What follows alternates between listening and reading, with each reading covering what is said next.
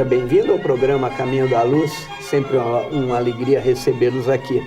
Hoje com as nossas companheiras, Soraya. Olá, como vai, Carlinhos? A você, nosso querido telespectador, o nosso grande abraço. Marlene. Olá, amigos, mais uma vez, a nossa alegria é muito grande estarmos juntos para mais um programa Caminho da Luz. Bem, Marlene, nós estávamos retomando um assunto muito importante para a doutrina, que ainda há muita confusão, né? As pessoas confundem o que é prova, o que é expiação, o que eu estou sofrendo, por que está acontecendo isso comigo, e justamente hoje nós vamos conversar um pouquinho sobre isso.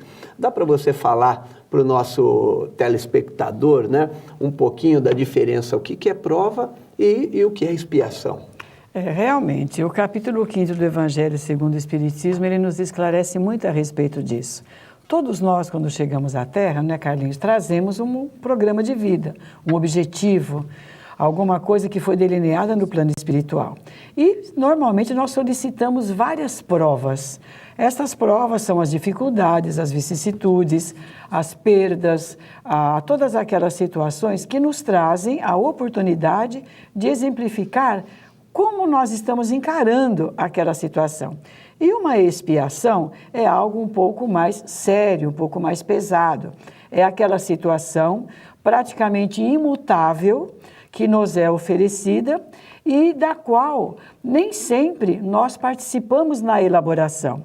Existem situações que nós não temos a condição de participarmos da construção daquela expiação, ou porque não aceitamos, ou porque queremos relutar, não estamos dando abertura. Então, a expiação, ela é uma prova agravada. Podemos trazer como expiação uma deficiência física, uma deficiência mental, o surgimento de uma doença ao longo da nossa vida que seja incurável. Nós estamos expiando faltas do passado. E nas provas, nós estamos aprendendo, exemplificando e demonstrando que, através da fé, nós vamos vencer aquela prova. Uma e outra coisa é trazida a nós como oportunidade de crescimento. E devemos entender, né, Marlene, passar para o nosso telespectador, que a prova nunca é uma punição, né? Justamente as pessoas confundem com a doutrina espírita, não há punição, né? A questão é que todo processo de aprendizado, ele tem que ser discutido, tem que ser revisto, né, para que a gente possa superar justamente as provas.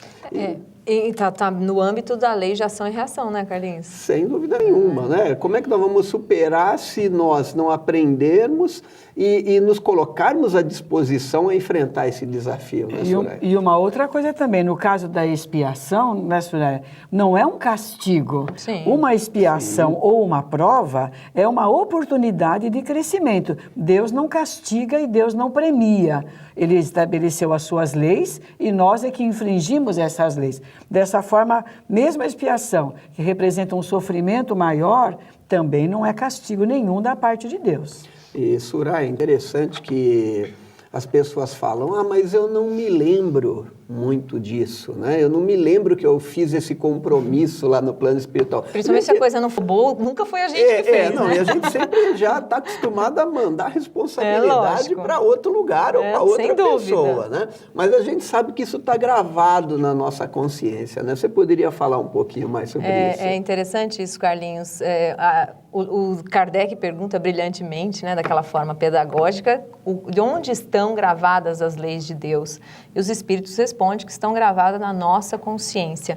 Portanto, essa questão, olha, mas por que eu sofro se eu não... Por que eu não me lembro, então, do que eu fiz?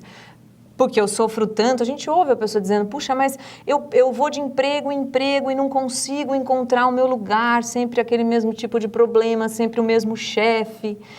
Ou na minha família, não entendo porque eu tenho um filho que vai muito bem, o outro é uma dificuldade. O que eu fiz?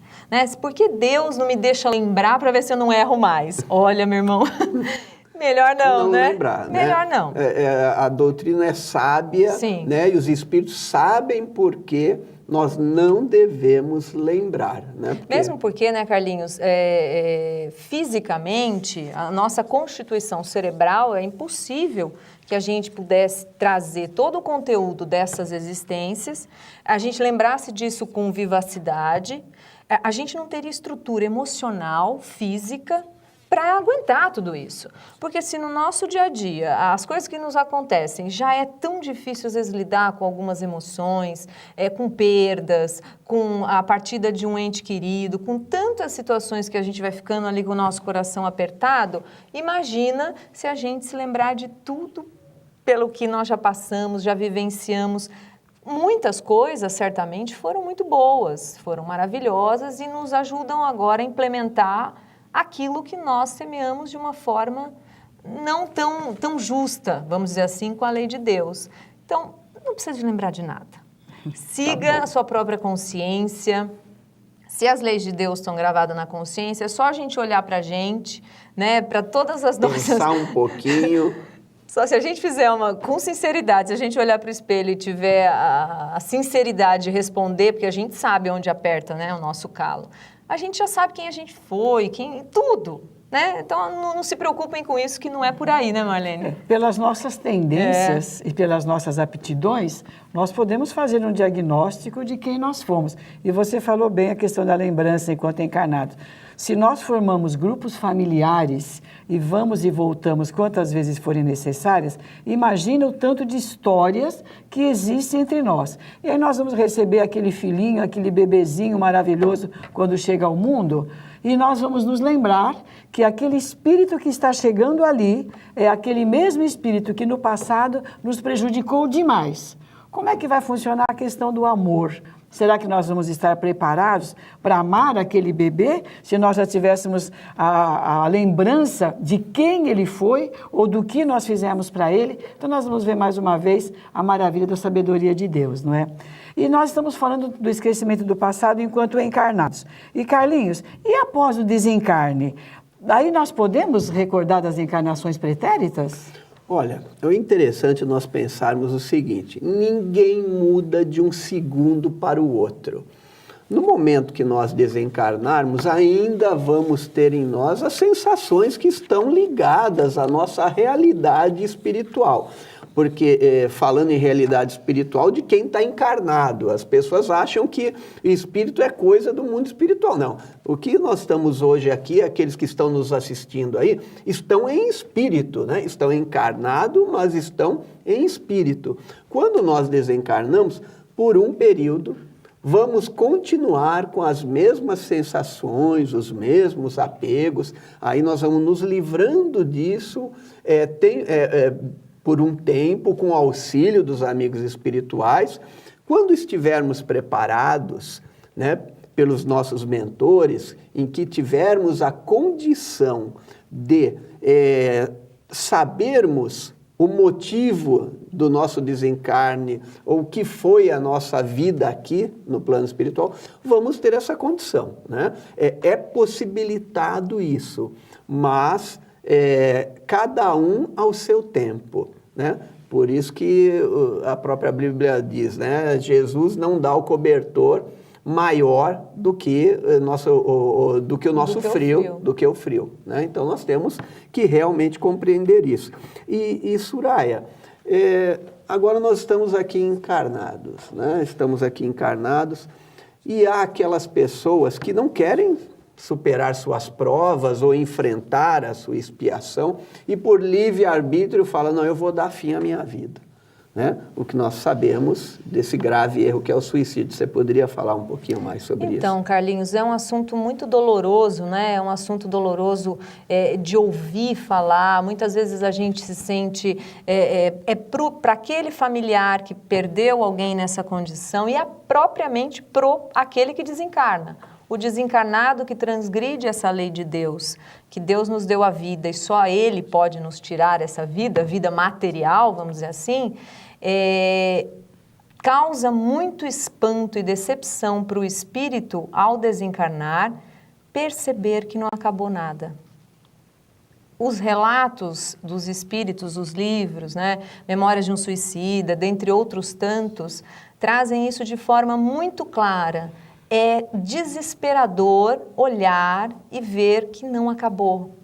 E isso, o Espiritismo vem dizer, não, as provas da vida, elas são temporais, elas vão acabar. É um minuto, no minuto seguinte o sol pode ter nascido, né? Então, fala-se muito, nós precisamos da fé, da resignação para poder perceber que a vida é imortal. A gente só vai trocar de lado, né? Depois a gente retoma, né, Carlinhos? Não, sem dúvida nenhuma. E percebermos, quando nós justamente levamos a questão do pensar sobre a morte, não é para pensar sobre a morte em si, mas para valorizar a vida.